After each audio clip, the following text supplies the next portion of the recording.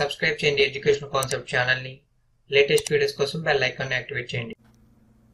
నమస్కారం friends, education కాన్సెప్ట్స్కి స్వాగతం. Friends, మనం చూసుకుంటే ఆంధ్రప్రదేశ్లో ఉన్నటువంటి నిరుద్యోగులకి నిరుద్యోగ భృతి చొప్పున నెలకి 1000 రూపాయలు అనేది ఇస్తామని చెప్పి ఆంధ్రప్రదేశ్ ప్రభుత్వం తెలియజేయడం జరిగింది. దీనికి సంబంధించి చూసుకుంటే మనకి ఆగస్టు 2న జరిగిన కేబినెట్ సమావేశంలో ఆమోదం కూడా జరిపింది. ఏదైతే ఈ నిరుద్యోగ భృతి ఉందో దీనికి మనకి ముఖ్యమంత్రి యువనేస్తం అనే పేరు కూడా పెట్టడం అయితే జరిగింది. అదేవిధంగా చూసుకుంటే మనకి ఆగస్టు 12వ తారీఖున అంతర్జాతీయ యువజన దినోత్సవం సందర్భంగా ఒక వెబ్సైట్ అనేది స్టార్ట్ చేసి ఆ వెబ్సైట్లో నిరుద్యోగుల వివరాలు నమోదు చేసుకోవాలని చెప్పి తెలియజేయడం జరిగింది. అయితే చూసుకుంటే మనకి అనుకున్న విధంగానే ఆగస్టు 12వ తారీఖున వెబ్సైట్ అయితే ఓపెన్ చేశారు.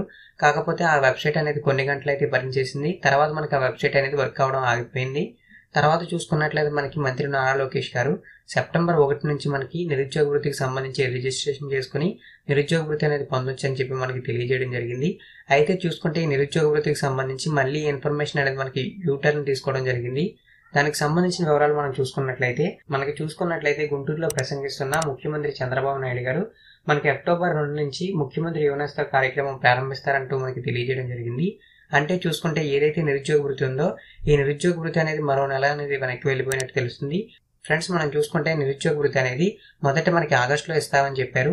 తర్వాత చూసుకుంటే మనకి సెప్టెంబర్ అన్నారు, ఇప్పుడు అక్టోబర్ 2 అంటున్నారు. ఫ్రెండ్స్, మనకి నిరుద్యోగ వృత్తి అనేది ఎప్పుడు వస్తుందో కూడా ఎవరికైతే క్లియర్ ఇన్ఫర్మేషన్ అయితే లేదు. ఫ్రెండ్స్, ఈ వీడియో కనుక మీకు నచ్చినట్లయితే లైక్ చేయండి. మరిన్ని ఇటువంటి రెగ్యులర్ అప్డేట్స్ కోసం నా ఛానల్ని సబ్స్క్రైబ్ చేయండి. ఈ వీడియోపై మీ అభిప్రాయాలను కామెంట్ సెక్షన్లో అయితే కామెంట్ చేయండి. థ్యాంక్ యూ ఫ్రెండ్స్, ఈ వీడియో వాచ్ చేసినందుకు.